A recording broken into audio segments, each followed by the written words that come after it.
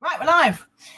Good evening, everybody, and welcome to this session on Facebook Live with some experts that we've got gathered this evening. Got some new faces. We've got our usual Richard Ovs, but we've got some new guys who I will let introduce themselves in a minute. Tonight we're going to be talking about the transition to becoming a heat pump installer. The guys are going to share their experiences of how they found it, where they're at the moment, any pain points that they've discovered along the way, just to kind of give you guys watching some sort of idea about, you know, what it looks like and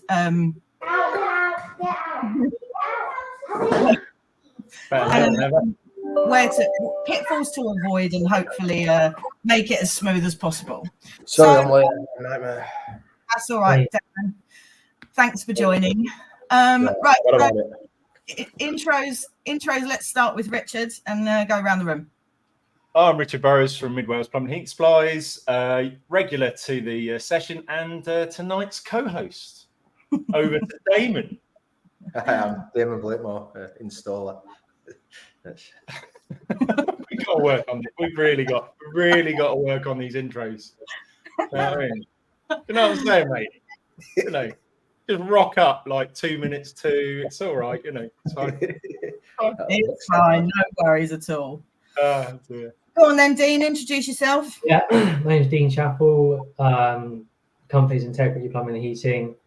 Been installing heat pumps really for about 1.5 years. I've been a gas engineer for 20 years. Yeah, so still in the early stages, but it's been so far so good. Great, thanks, Ben. Hi, my name is Ben Margulies. I'm from 𝗵𝗲𝗄𝗃 Plumbing and Heating. I'm based in Northwest London. I am still I'm on the journey to becoming MCS registered, which will allow my customers to receive £7,500 as the grant money, but I haven't yet managed to hit that target, but I'm on the way. Great, thanks. Josh? Josh Stead, JT Stead Heating and Energy. I'm based in South Shropshire. I'm in this will be my second year now as an MCS accredited installer. So, fab. That's great. Okay, so I guess Damo, I think you're the longest serving heat pump installer on the block of our panel tonight. So we're talking about like how you got there, where you start. Were you gas? Did you transition from gas to heat pumps? What made you make that decision? That's kind of what I want to get from all of you as well. You know, how come you made that decision? It kind of just happened, to be honest. I couldn't probably put a finger on how it did it. I'd been gas for 17 years. Council, went self-employed 4.5 years ago, and then low temperature, steaming water, that kind of stuff, just 𝗵𝗲𝗁 boilers, and then.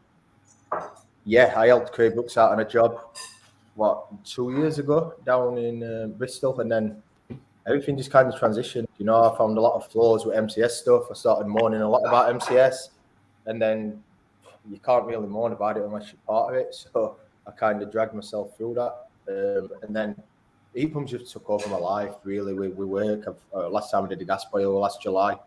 There's a lot of background work you have to put in. There's a lot of like off the tool stuff, time with customers, like changing everything, even stock levels to running van, everything just changes. Like you're all dynamic, and I'm one man band, so I work on myself, so I don't have the ability to do both. I try to do it and you juggle it and it don't work. You just spend more and more time getting yourself in a mess. You can get in a mess with it. It's a big rabbit hole that you go down, and I've struggled at times with it, to be honest. It's been hard work. But yeah, now it just kind of, I just seem to just keep following that path, and you just end up where you just like heat pumps. But as much as like that sounds quite depressing, like I don't love my job as much as what I love at the moment. Like I love it, like the whole challenge with it, everything, like the customer interaction, the design side of it, the install side, because every job's different. You're not just putting a boiler on wall and walking away. You know, even commissioning, setting it up. So it's good. Yeah. And then monitoring that we talked about the other session, didn't we? With the monitoring and like watching those systems and making them better and going to those levels of how to really get the most out of them. I think the big thing is with customers as well, because now they're interested. They want to know the system's not working right. It's first time forever I've ever felt that someone's wanted this in the home rather than just being there and leaving you to do something and walking away after a few hours. You know, they actually spending now and investing a lot of money in a part of the home, like they are with a kitchen, like they are with a car. Well, like it's becoming a thing where before it was just nothing. You know, that's the big change that I've seen, which is nice, because you can talk to people now when someone's interested in your stuff that you're doing. It makes your job a bit easier, a bit more interesting as well when you've got that engagement, isn't it? Yeah, 100%. Dean, do you want to tell us a little bit about? Oh, Ben, were you going to say something?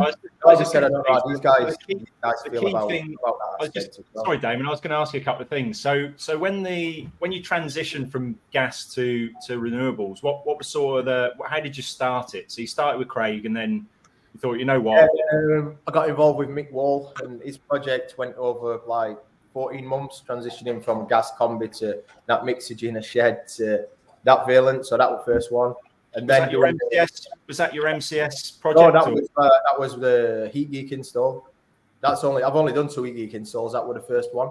Then from there, I'd had an ongoing job where it was going to be a ground source. So first system that I designed it was 𝗵𝗲𝗁𝗃, 4 floors, 1 pump, all underfloor heating. So that was like ongoing at the same time. But then you're like kind of worried. You know, you see all buffers and everything all over, and I was just like, I just want 1 pump, let's do it. So, and then it kind of it snowballs. But in between that, I didn't do a lot of installs because I was trying to get everything in place to go that way. You know, there's a lot of behind the scenes stuff that you've got to do to get into these jobs. You're doing heat losses. You're then quoting. You need to know all your materials. There's bases you've got to make. There's loads to. It's not just a case of just saying, "Oh, I want an heat pump. Here's a quote. Let's do it." There's so much background that you've got to put into that. DNO. I went on a journey with DNO, understanding that, planning. You're not just... Damos, for those that don't know, like me. So your district network operator, so applying for your heat pump. So I went down a rabbit hole with diversity calculations that... Damon, you're putting everyone off. Yeah, no, sorry. That's why we're going to go to Dean next, who had a crew. Yeah, you can talk to Dean if you want to cheer it up a bit. Yeah. I mean, the main points are there's a lot more to doing heat pumps than there is just a gas boiler swap. So yeah, 100%, and that's what your founders went out, and you can see why MCS tailored it to not sole traders and not people like us. It's built for companies that have got loads of spare time, loads of people that can do paperwork. It's you've got to have a lot of strings to go just to get a job. The problem is MCS need you guys, don't they? At the end of the day, they need the one-man bands, and else they're never going to hit those. They're never going to hit those numbers, are they? No, and generally, like where ones doing better work, the big MCS companies are the ones that you're getting all this bad press on news about heat pumps don't work and all that. You look at any of them, and they're from mass market companies. You don't see. It's very rare, in my view, that you see a smaller, medium enterprise business getting into that. You value your customer more. It's more than just banging it on wall and going. It's not a number. It's something that you put a lot into it yourself, so you care more about it. Just quickly before we swap over to someone else, right? What are the sort of pinch points that you're still having as a business, an MCS registered business at the moment? What pinch points, as in? Yeah, as in like what issues do you find? What are the sort of things that hinder the transition for people to get renewables in their property? What's DNO is a big one. DNO. Yeah, that's a big stumbling block just with the process and getting it. I've just done one last week where their boiler broke down at the beginning of December, and we didn't get approval until end of January. They had no heating. Luckily, they were on like an immersion. At that point, then my work had built up, so I only could go out to it last week. Like in your depth for winter and stuff like that, you're not getting there. Planning is crazy, is stupid. And then it's a whole different thing, isn't it? Like you're doing that. You're talking about planning. permissions and approvals for things that it's not an engineer's role historically, is it? No, and that's what I mean. You've got to have you've got to learn a lot quite fast to get there, because you mess the planning up and someone puts a complaint in that heat pump's been turned off. If you don't have that at that point, they'll just tell you to do that. If you don't get your DNO and something goes wrong, you could cause a lot of problems with the electric side of it. There's a lot of pressure to get everything else right that you're not trained in and you don't understand. And the help there, the big thing is there's no help on that. Like I've got my journey with that and highlighted quite a few issues, like moaned about on Twitter and whatnot, and found answers and people that want to help you at that. And I don't see how these other companies that it's been going on for this long has never highlighted the fact that there's these issues, and it takes people like us to find these issues. That's what I'm quite bewildered at. Yeah, it's the worrying bit, isn't it? Yeah, it's been like a free-for-all. Like it's literally people like put a gas industry down, but once you get into the renewable side of it, it's crazy. And you're talking that's the beginning of the industry. So gas boilers have been going on for ages. Maybe at the beginning you needed to measure up the property in order to get the right gas meter in, and they were thinking, "Oh my gosh, I've got to contact the gas board and I've got to find out what meter I need." Do you think this is just because we're still basically at the birth of the renewable industry within the UK that we are having to do DNOs? Maybe at some point it just becomes automated or much easier. You can go and put a 40 kilowatt, 10 kilowatt shower in. You can go and put a 40 amp induction oven and not have to do that. Right. You know, and their resistive point, they're taking that full capacity. You can't put diversity onto an heat pump, but you're not drawing full capacity all the time. You know, where it's crazy. Like the Weissman heat pumps, for example, you have to add the 21.5 kilowatt or 21.5 amp backup heater onto it. You could turn them off. Then you've only got your 13 amps for an 8 kilowatt. You're talking 30 some amps, but you've got to put it down on your calculation. It's like I'm looking at it and thinking, this is stupid. Why can't anyone else see like this is daft? You know, like I just think it's been a free for all. I think there's been a lot of people making a lot of money, and it's only cuts lights on industry that these issues have been picked up. But some other guys, I think I'll let them talk. Do you want to give us a little bit of info on you and what you've done, how you started, what pain points or how amazingly easy you found it? So, listening to Damon, I've had quite a similar sort of journey, to be honest. I kind of fell out of love with installing boilers. I think the year before I became sort of interested in heat pumps, I must have put in about 50 boilers, and it just becomes so monotonous that, you know, I was sort of struggling to get out of bed in the morning. You know, it's just sort of, there was no drive, no passion, kind of boring.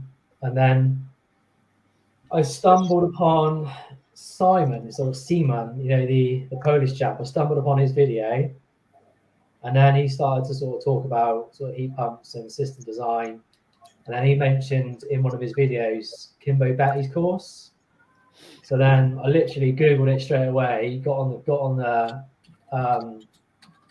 onto Northampton Training Academy website, booked in my local course, which was Bristol.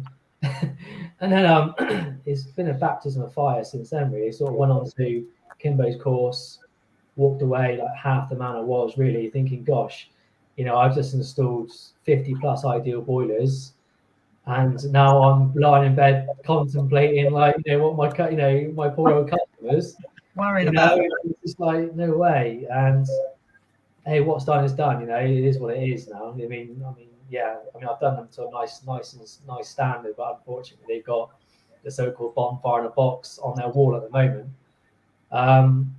But yeah, then so the 𝗵𝗿𝗆𝗆𝗆's course, and then went from 𝗵𝗿𝗆's onto heat engineer, learned how to do heat loss. Heat engineer. Heat loss.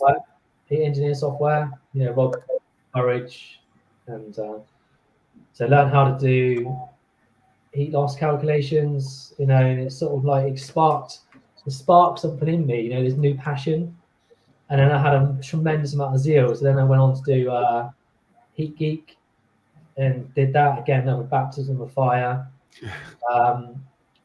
And then, I went and just started promoting myself to do heat pumps. First of all, I was using an umbrella scheme.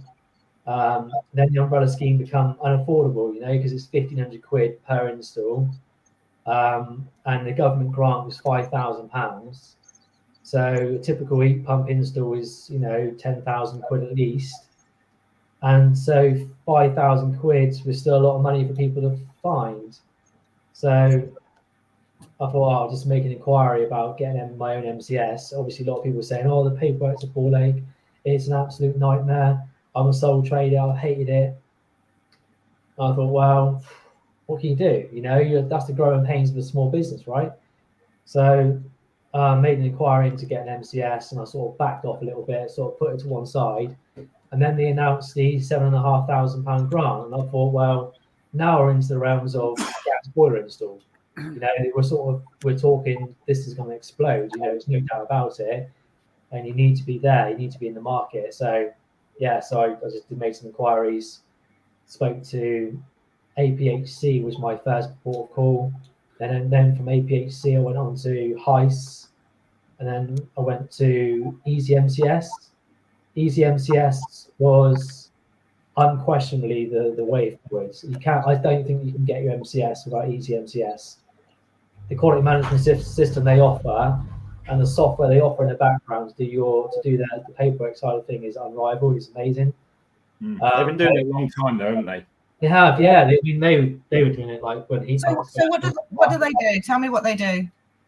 So Easy MCS do a plethora of stuff, but predominantly they offer you the quality management system, which MCS wants to see a quality management system. So it's contracts, your health and safety, anything paperwork based within a small bit or any business, they deal with it. But they've also got like a platform where you can do all your paperwork as well. So you've got a project section, so you can it's just like tick box exercise. And then once you've got all your information for your certain heat pumps, you can just drop and drag to each job. So each MCS paperwork takes me about an hour.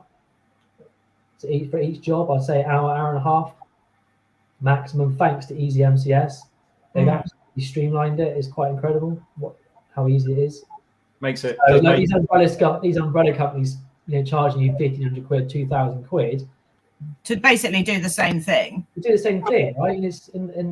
But it's ridiculous amount of money. You know, to do like 2 hours worth of paperwork at best. There's a lot in there though that you still don't need in there. You know, it's a ridiculous amount of paperwork. I'm Easy MCS, but I don't use their stuff. I just have it for background. So if 𝗵𝗲𝗄𝗃's come out, they'll just come and chop it. I literally don't do half in it. Like, I think it's just a joke. I like the if you go onto they've got this section now, like project section. Yeah. You've seen that, and you can go on there, and it's literally it's only like 5 or 6 pieces of paperwork you need for the proposal pack. Yeah. And then the handover pack is the same again, but the handover pack is a generic thing all the time, isn't it? Yeah. But even with the proposal pack, there's stuff in that I don't. We engineer report and just a quote. Why do you need all the other stuff tied on? I don't see. All I do, I send out a quote, which I use different software for anyway. Yeah. Powered now. You know, the heat loss report and some of the other bits and pieces they may say, you know, they recommend, but it may be 5 or 6 bits. But now you can copy and paste a link, send that to your client. Yeah. Your client then put their postcode into that link, and it pulls up the file. Yeah, and it's just all digital. Do you know? There's no hard copies. Yeah. Do you use Easy MCS as well, Josh, or do you use something else? Or? Yeah, no, Easy MCS. Yeah, and as Dean was saying, it's definitely become more streamlined as of late, I think. But as Damon was saying, there's still a lot of unnecessary paperwork in there, which you just don't really need. It just doesn't really have any sort of relevance in a heat pump installation. Why do you have to be filling out endless pieces of paper and signatures here, left, right, and centre to be fitting a heat pump? It's just not necessary. There's just no need for it. Yeah, it was always like that though. I mean, when I went for my MCS back late 2000s, same shit then. Really, unfortunately, you know, unnecessary paperwork. had to, if you were on site longer, I forget what the time scale was. If you were on site for more than, I think, an hour, is it, or something like that, you'd have to fill out another piece of paper to say you weren't pressure selling or something like that. And, it's bizarre, really. It's the biggest stumbling block towards sole traders like ourselves becoming MCS. It's the paperwork side of it. It's another full-time job. We've got a full-time job installing them, and let alone taking care of all the paperwork that goes with it. Is that to become MCS, Josh, or once you are accredited and then you go fit them? Well, this is just, obviously to become MCS, it was a hell of a lot of paperwork as well. But then to provide the the relevant paperwork for each job. If you were to be inspected, for example, you need to have all of this relevant paperwork on the job that they inspect you on, and it's a lot of work to do. And I can't imagine what the consequences would be if you missed out on dotting an I or crossing a T in the wrong place. What would you guys say is the hardest bit still of doing it all? What do you think the hardest bit is of being? I think what Damo said is the DNO, isn't it? That's a ball ache. Of becoming a heat pump installer, or are you talking about, because the DNO happens? Just so when you're there, because obviously we've got 3 guys that are there, and obviously Ben trying to get there. What's the hardest bit? Maybe A, to get there, isn't it? And then B, once you're there, what's the hardest bit there? What's the biggest challenge? In my opinion, it's a DNO and a planning. Like Damon said, it's why have you got a planning permission for a heat pump that's over 0.6 square meters? Why? Yeah, especially when we put external oil boilers in and oil tanks and stuff like that. What is that about? I don't understand that. And then, like you said, the DNO, like Damo said, is you haven't got to have it for an induction hot. Maybe you have to paint them green. Maybe that's why all the heat pump, all the oil boilers are green and the tanks are green. Maybe if they were green, we'd get away with it.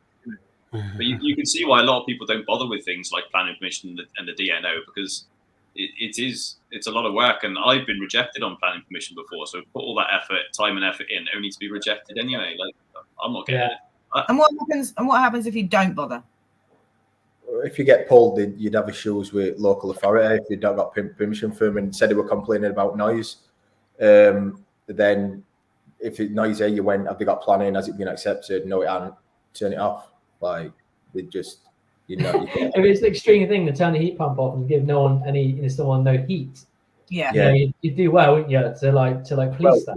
Wes had one in Rich was at WAMP. He had 2 neighbour complain. They were away from boundary as well. They had to tell him to move it. He had to move them away, and they was within the limits. But the other major thing is things change from authority to authority. So I spread over 3 different DNOs and 3 different local authorities where I do work. So I've just had a planning permission. It's been going on for 13 months. They've only just come back and accepted it. We put it in and they want a full sound assessment on it, but it's passed its sound assessment, MCS sound assessment. But they're asking why I want planning permission. I'm saying I want planning permission because it's all 0.6 cubic meters. It turns out in the end, they didn't want planning for 0.6 cubic meters. They're not bothered about size. They thought we were planning because it was sound assessment, but we were talking to Elf and Summit, that governs health and safe noise in that area. Then we were governing with local authority. Nobody got involved. So you get a string of emails, and it took 13 months for them to turn around and say, oh yeah, you only need it if it failed the sound assessment. You don't need it for cubic meters. It's ridiculous. I give them everything, noise calculation. Everything's hard, isn't it? It's making things hard for the sake of making it hard, isn't it? Do you know what I mean? It shouldn't be hard either. There's no reason. Communication as well, by the sound of it, a little bit. What's that, Claire? Lack of communication. So if you didn't have to go for the application because it was only if you failed the sound test, then why didn't they tell you that at the time? Why don't there's no black and white. Yeah. Everyone just makes their own rules up as they go along, and we're ones that are figuring this out. It should be a simple process from start to finish that you need to go through and you need to get done. That should be. Yes, I'm wondering now if the install I did last week, if it's actually been done correctly. I'm not going to tell you because I'm going to get pulled up on it. But No, one thing I caught myself on was I looked at the EMIs and they said the heat pump needs to be 400 away from away from the walls. So I put it 400 away from the walls, and I sent a photo off to 𝗵𝗵𝗁 and said, "Does this look right?" I've done it according to EMIs, and they said, "Well, it's fine as long as you're not being inspected. If you're going to be inspected, then it should be 1 meter away from the walls." I was like, "Oh yeah, I remember that from training. I'm definitely going to be inspected because this is the one I'm going to be presenting to 𝗵𝗵𝗁 to be inspected on." So I then had to move the heat pump out, so it's now 1 meter away from all the walls. Is that the neighbour boundary? 1 meter from a neighbour Pardon? boundary? Is that 1 meter from the property's boundary you're talking about? On the boundary, yeah. Oh yeah. So that's on the walls of the next building. In Wales, it's 3 meters. Yeah, which is crazy. Like, imagine if there were terrace towers in Wales, you wouldn't even be able to have a heat pump, would you, anywhere? You've got to have it in the middle of the garden. Yeah. Great. It's great. That's why we have ground source heat pumps in Wales. We're not all as lucky as yours. So Ben, do you want to tell us a little bit about your journey? Because you've Okay. I have been plumbing and heating for around 16 or 17 years. When I was in college, they never trained us on it, but there was a heat pump and solar panels on display in the college. And I've always been interested in it. I managed to get one of my friends who's a developer to install solar panels on. He won an award about 10 years ago, being the first property in some borough in London that put solar panels up. So he won an award on my advice. And I've always been into it, but I've never really been able to find a way into the market because none of my customers really are interested in going green. They want to have the tried and trusted way of heating the house, which is a gas boiler. And that's part of why I found it so hard to get onto the MTS. So I did my LCL level 3 course, a 3-day course that everyone needs to go on. I did that 2 years ago.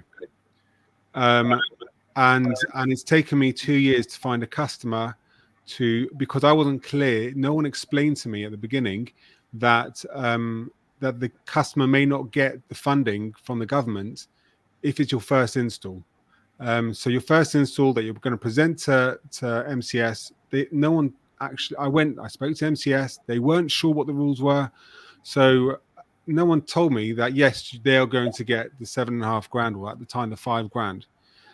So because of that, I couldn't guarantee a customer any of the money. So for all they knew, they were going to be charged a lot of money for a system that they didn't necessarily trust and not get any money from the government. So I found that a hard sell.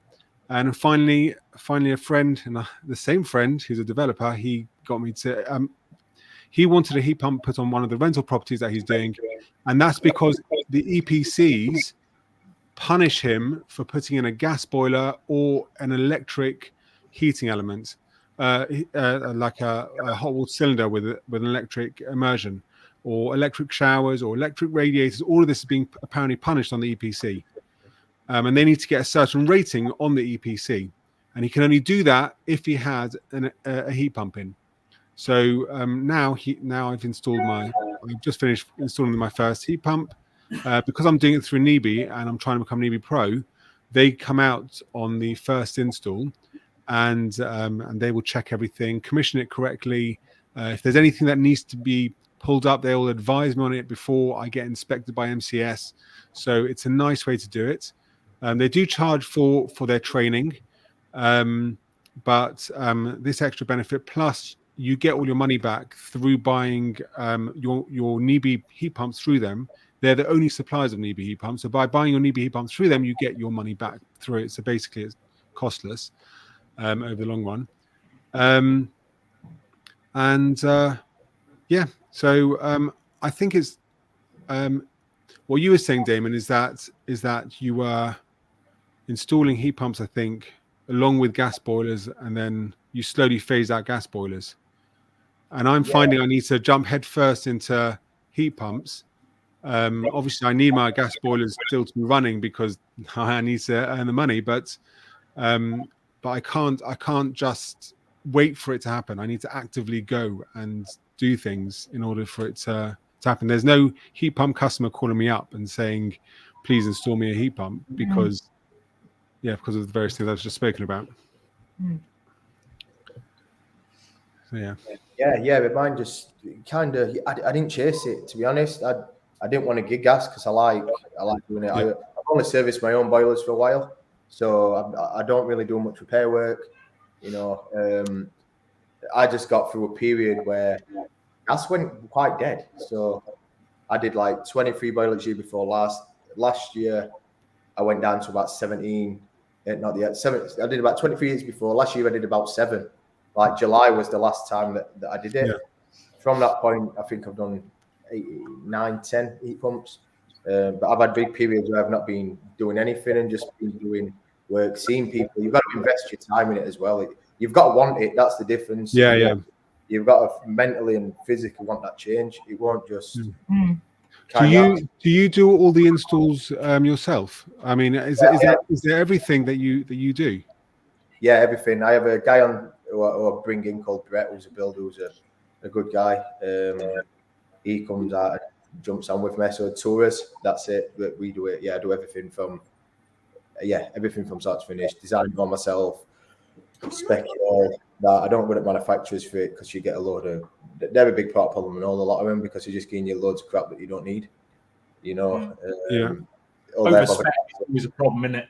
They want to protect heat pump, so all you're getting is pump and buffer, and then they know that if there's a fault, it's on system side, which you can't blame them because, not that I'm getting buffers at the time and a place for them, but they don't really help you spec them higher efficiency as such. It's just a copy and paste like M&E design.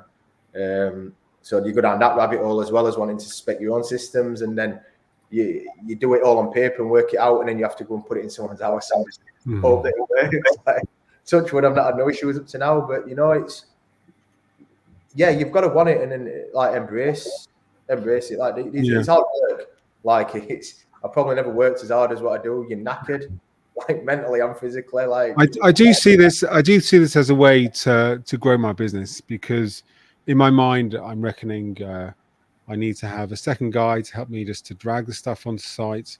I need an electrician at least one day of an install to run all the cables. In theory, I need someone in the office to run all that paperwork. So I've suddenly gone from a one-man band to a four-person micro business, basically.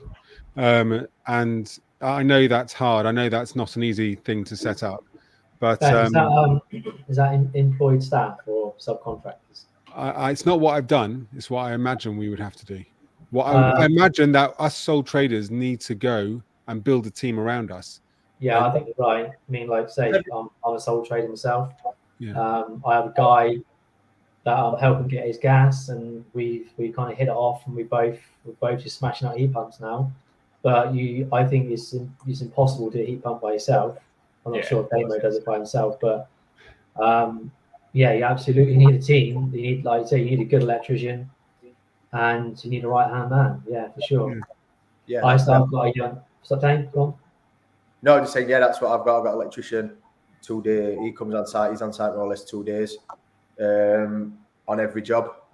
And Brett comes in, like I say, he comes and helps me. So there's me and him who's doing it a lot of time. But I did start off doing them by myself. But trying to move some units is end up killing yourself, mate. Yeah. And me and electrician had to move that 211 kilogram 𝗵𝗲𝗄𝗃 unit on itself, and that were like we only had one arm at the time, and all said that dog bite. So that were like that were painful. But yeah, like Dean said, you need to get them guys around. You need a good team. You need an electrician who you can rely on. Take photos, unit, take all that. What I also do with my DNO is I've got a Testo 773 Bluetooth one. Clamp it on main coming in, light house up like it's Christmas Day. Take an amp reading, see what you're getting. Because even your diversity, you've got to go off like your breakers. So you could have like 8 ring mains at 32 amp each, and you're pulling on your diversity card, you're saying you've like got 180 amps. Which is you put that on a light up, you're only pulling 60 amps.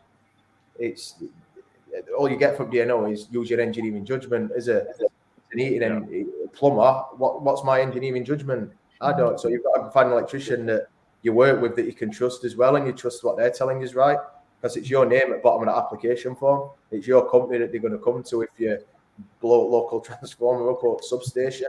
You know, like that's enough to ruin you. It's well, that's some of the issue, isn't it? Because ultimately your local substation's got a fuse in it. So if every single house was to pull maximum input at the same time, the likelihood is you're going to blow the local substation fuse, aren't you? So well, I think this is where like people say, no, grid can't cope in that, but it's not the grid. It's the local area and the local wiring to them. Like people are having EVs, they have loads of electrical work done. People pull from the meters like illegal. They don't know what power's being took. You know, you can overload the area. All they're going to come is trace that, and it's going to come to where that is. That's why I connect. I'll tell you a little story quickly. Every single one. I'll tell you a little story, right? So we live rurally here, right? So I thought, you know, we got 2 EVs, we got heat pump, we got induction hob, blah blah blah. Everything's electric here, right? So I thought, you know what? It's not going to be long until my kids are grow up, get cars, and they're probably going to have EVs as well, right? So I thought, right, let's just approach SP Energy Networks we got in this area. So I approached Spend for just to say, oh, you know, what would it take to get a 3-phase upgrade here, right? So I was expecting, right, some like they just upgrade the local transformer, which is just it's in the field, right? So we've got I think it's a two phase or a single phase. Sorry, it's a single phase. I think it's like a 40 kVA line or something like that goes across, right? So I'm expecting that they can do something with that. Right? If I want a 3-phase upgrade, it's got to go literally about 5 fields away, right? They've literally got to go about 5 fields, upgrade the whole lot up here to like 3-phase, and then put a new transformer in the field, right? I'm like, whoa, like this, like mega work just to get 3-phase here. I was like, oh my god. So I had a meeting 2 weeks ago with them. They come to site to have a look at it, and I'm fairly serious, but I mean, they showed me these plans, and I'm like, oh my god, how much is this going to cost? Like, do you know what I mean? Just to get 3-phase here, and they were like, we'll probably do all this for free. Yeah.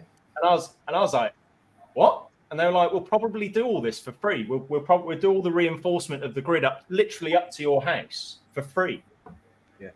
Yeah, I think they changed it to bring that pricing down now, haven't they, in UK? Before, I think that's paid for full lot, but I think honestly, I couldn't believe it.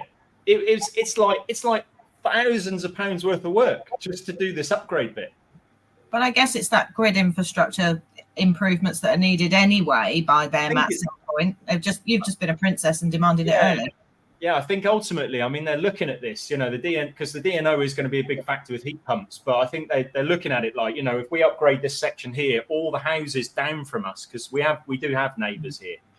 All the houses will have the ability to have 3-phase in the future. Then, do you know what I mean? It's not just us. They're doing the reinforcement for. It's all the houses up there, because they must be thinking, you know what? Every house is probably going to have an EV and a charge point at home. Every house is going to have a heat pump. We've got to do this at some point. Do you know what I mean? It's just the first person who instigates it gets the pain. Do you know what I mean? So, but it's interesting to hear that, the issues, but I can understand it because, Northern Power Grid are actively taking, in my area, 100 amps down to 80, because it's another journey down. Is your 80 amp fuse will give you 100 amps for like 4 hours over a 24-hour period. Yeah. So I put one in last week, it coming at 91 amps. It's got an 100 amp fuse. They're taking that out. He just said to me, you've got an 80 amp fuse, will 91 amps, will you be all right? So like that, they're putting that back on me now to tell me that I've got to say this customer won't use 91 amps for more than a 4-hour period. Otherwise that's gone. And then that comes back to it's me that's the company, it's you that's putting that on. The onus on you to say, yeah, that's all right. I shouldn't be having to tell them that. They should be able to provide me that to be able to do that. Yeah. It's, there's things like you're battling with. How do you find this area, Josh? Do you find it all right with Spen and people like that? Because you probably deal with them the same as I would, wouldn't you? Yeah. No sort of major issues yet, but I mean, like a lot of the properties around us are more towards the top end of the size of units you're going to need, aren't they? So you're going to need the higher power, and being rural, the power isn't quite as good as in perhaps other places. So, yeah, no major issues yet. No, haven't been declined or anything yet, but I think they're pretty good though, aren't they? I think SP Energy networks are quite good with it anyway. I think every time I've dealt with them in the past, they've been very amenable. Do you know what I mean? So they normally do whatever you need them to do, really. And I don't know if you've all found that, or with the energy networks. It's all just telling them what they want to hear, isn't it? When it comes to DNO, you've got to tweak it a bit to get it in your favour. I find just to tell them what they want to hear. And everything's just not straightforward either. You know, like you find, even though your heat pumps connect and then notify, you only can do that if your max demand's under 60 amps. Yeah, you go into jobs and your people are connecting notifying, and just because it says on the heat pump, and they've like over 80 amps anyway, and then they find issues and they won't let them turn it on. You know, it's nothing straightforward with it. Like the rare issue, like finding unicorn crap, trying to find an house under 60 amps with max demand. I haven't found one yet, like nothing. So you're getting all them problems. I was speaking to them, they're saying that hardly anyone, they think they said like 13% of them is only being registered. Like they're going out and finding it. They need to know, because having all this power on grid will cause issues at some point. Yeah. They should be proactive, really, shouldn't they? They should be going through the housing stock, and you know they know they're all going to. You know what I mean? It's got to be done, isn't it? Do you know what I mean? They should be proactively going through the network and just going through. You know what? This area got no chance. We start there and work out, isn't it? Yeah, you know what I mean? Look at smart meter data and how they're dragging them and see what max peak ampage is, couldn't they? And then say, well, we're getting close on this one. Let's target this area first. But like everything, nothing seems to be done until something goes wrong.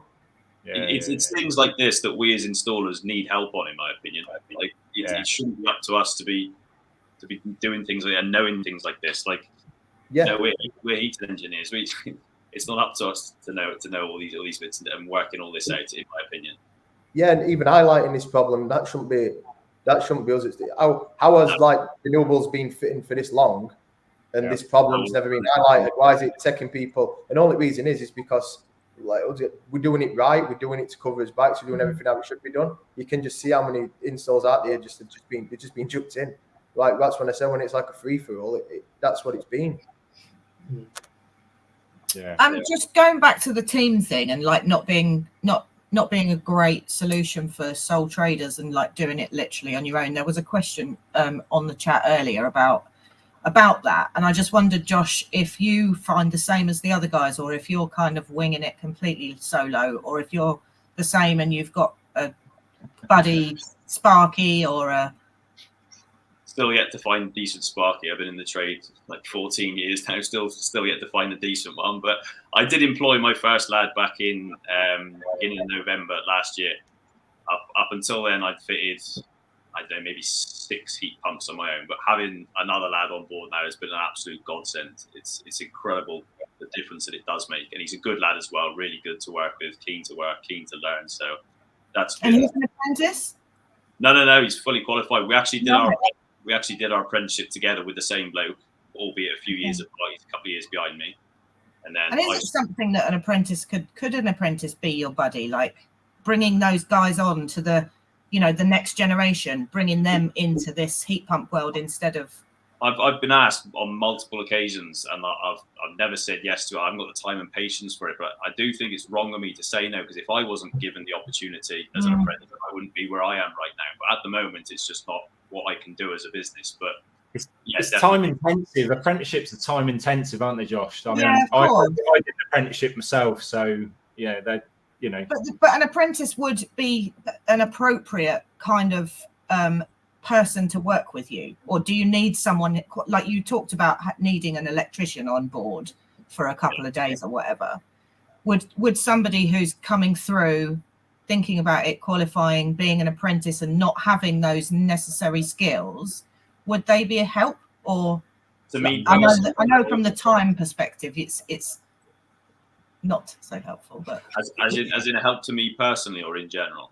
Well, as a help, like as your buddy on your job, where you need the extra hands, or you need someone to build the slab, or you need, you know, I know they're not going to do the paperwork necessarily, but could they free you up for something so that you could do the paperwork? Yeah, if you've got somebody who's, as you say, building a slab, you've just got somebody who's like a general odd job person. They can build you a slab. They can, I don't know, drill some holes, core the holes for you, help you carry the unit, things like that. That's be an absolute godsend as well. But luckily, the lad who I've got, he's fully qualified. He's ready to go. I can just leave him be, and it's working really well so far. In a way, it's kind of what, you know, the whole apprentice thing is just as we're talking about it, it's highlighted another problem, hasn't it? Because, you know, the industry's built up of SMEs like myself, Josh, Damon, and Ben, and you know, obviously now we've gone into this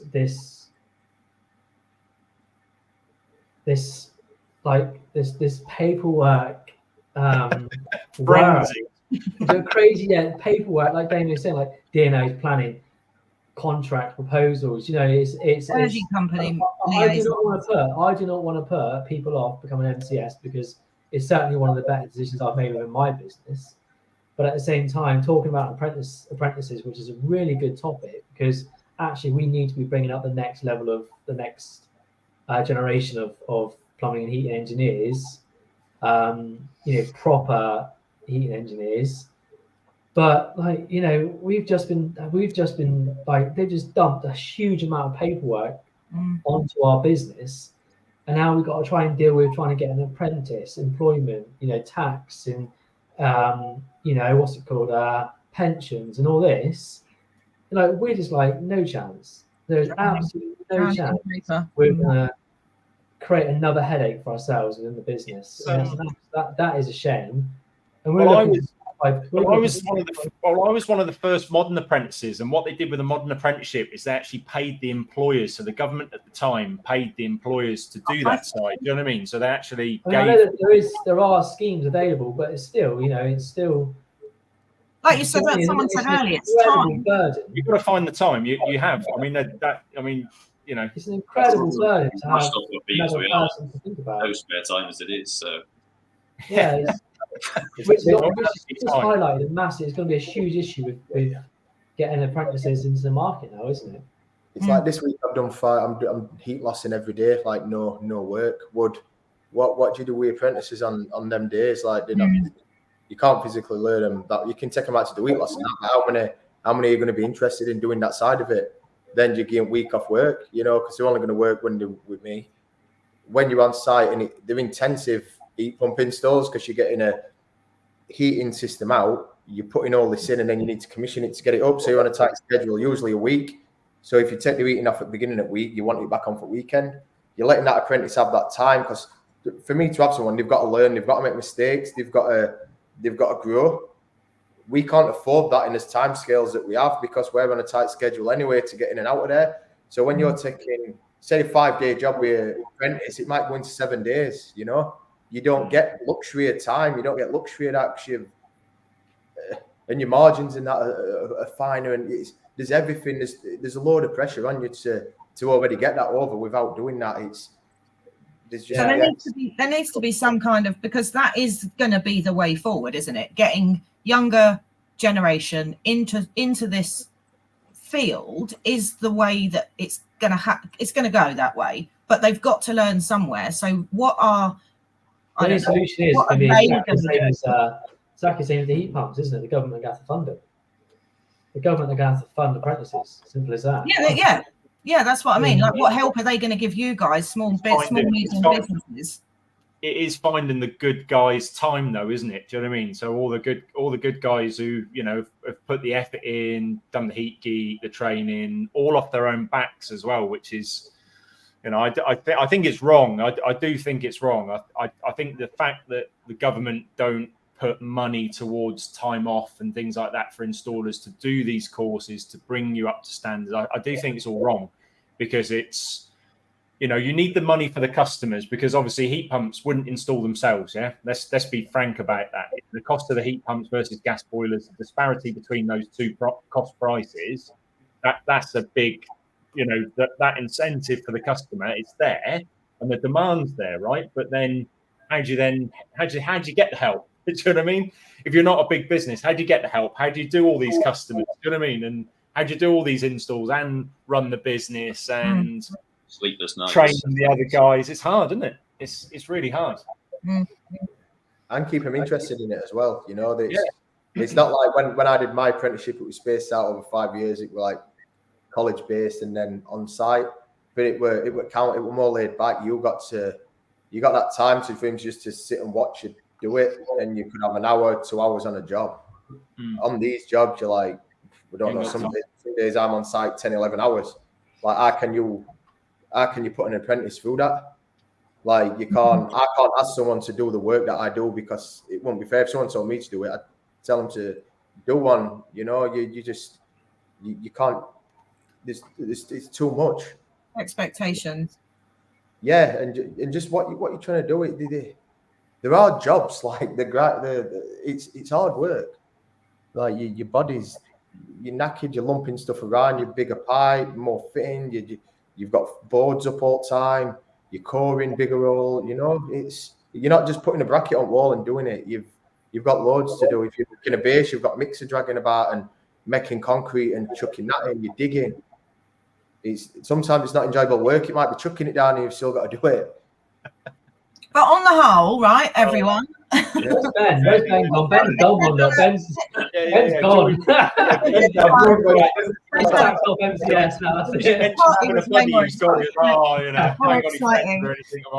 So tell me, are you all really glad or do you regret making the move? Very glad. Yeah. I'll love my job more now than I ever have. Like, honestly, that as well. Like 100%. What did you get out of it? More money than ever, isn't it? Yeah, you know, just you feel accomplished when you do it and you get it running right, you know. And then you've got a customer that's happy. You're reducing the bills, you're reducing the carbon. You know, there's a lot on a finished product. There's a lot that comes into it, and you like. I'm like proud of every job, like especially bigger ones when you get into more of that and you design and.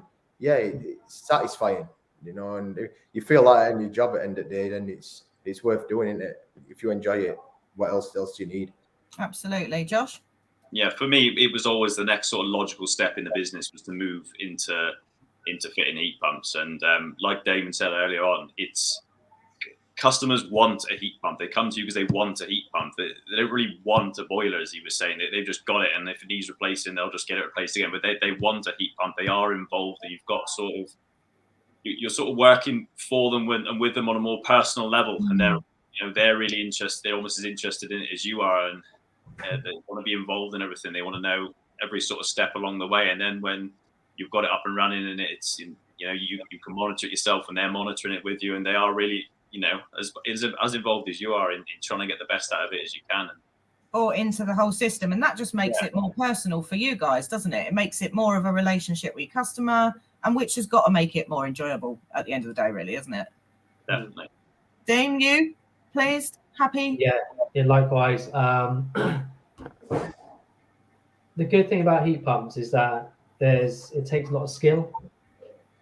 A hell of a lot of skill, to design that system. The margins are so small.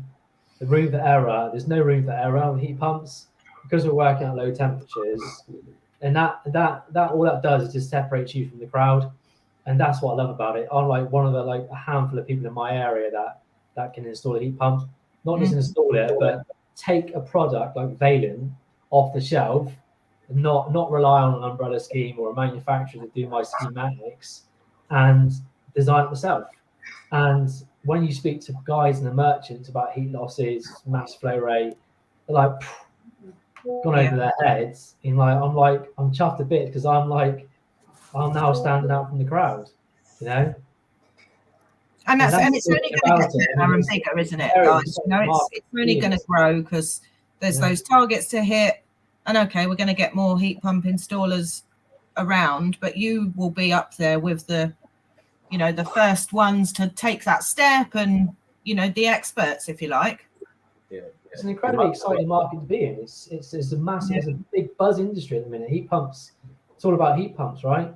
And there's a massive race to the UK is buzzing with heat pumps, and I'm glad to be part of it. And unless you've done Kimbo's course, reality is Kimbo's or Heat Geek, I just don't think you stand a chance. Yeah, we noticed that last installer, didn't we? The last installer show last year had massively changed. It got the dynamic of it had completely changed. It had gone from gas boilers on the walls, and yes, there were a few gas boilers on the walls, but there was more promotion of heat pump there than any year that I ever remember being an installer show. Do you know what I mean? So it's, you could see the change. You could see it change last year, couldn't you? 2 years ago, no one knew what a heat pump was, and now like everybody does. Every other person you meet knows what a heat pump was. Not just people in our industry. Everybody, people down your local pub, whatever. They all know what one is now. And like 2 years ago, they didn't. So no, and it's still a fight. You still got to try and convince people they're the right thing. Yeah, absolutely. To like wax lyrical about heat pumps and tell them how amazing heat pumps is and like how efficient they are.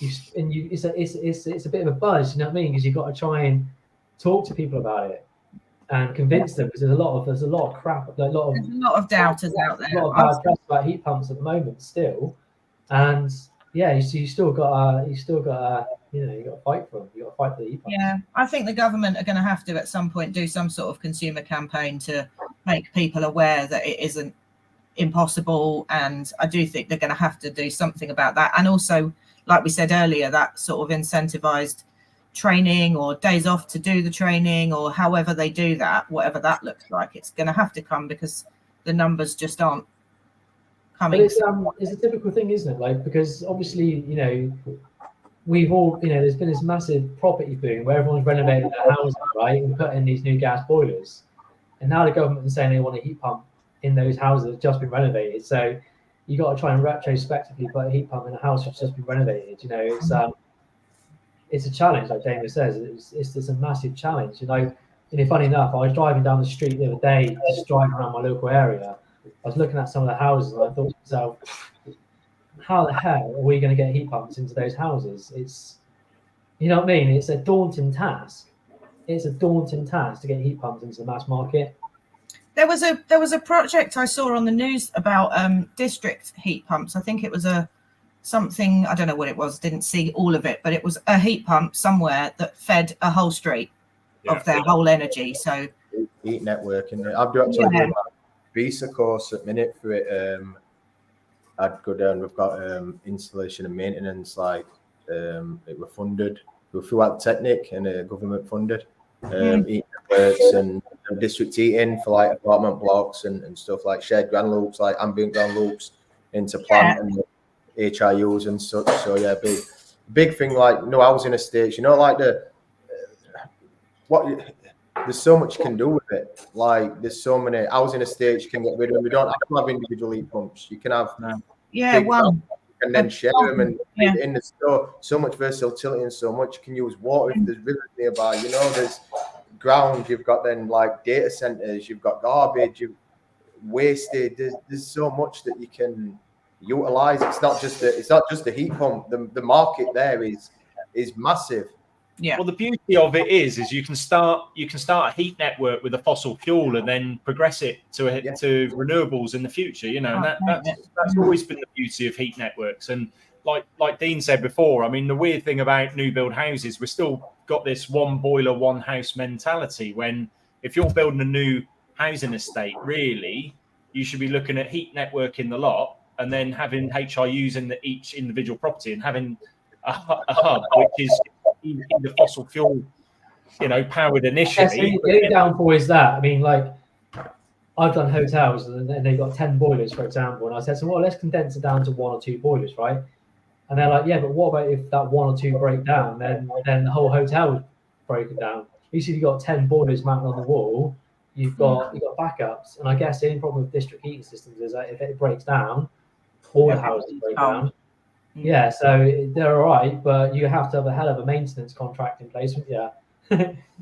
Yeah, I mean, you think about it though. I mean, heat pumps are uber reliable though. So I mean, as far as we don't know, do we? Because we're just not if you look at the valence. My predecessor, which was installed here incorrectly, which as I said, we didn't have knowledge back then. But my heat pump here that lasted 12 years. I didn't touch it. Do you know what I mean? Yeah. So, didn't do anything on it. If that was a gas boiler, it would have been in pieces. When we actually pulled it out, it was actually still pretty decent, you know. And